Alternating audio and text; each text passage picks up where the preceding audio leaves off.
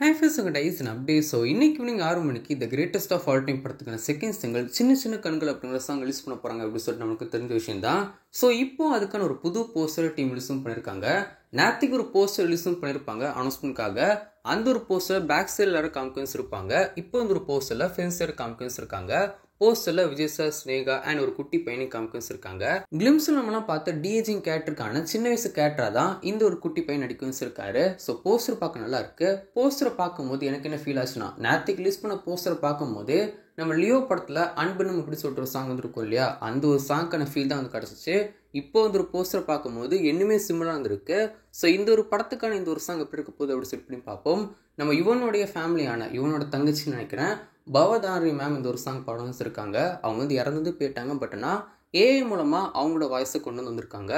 இன்னைக்கு ஈவினிங் 6 மணிக்கு இந்த ஒரு சாங் லிசன் பண்ண போகிறாங்க. ஸோ ஈஸ்வர் போட்டுஷா இன்னைக்கு காலை 12 the greatest of all time படத்துக்கான கிளிம்ஸ் ரிலீஸும் பண்ணியிருப்பாங்க. கிளிம்ஸ் ரொம்ப சூப்பராக இருக்கும் செஞ்சு.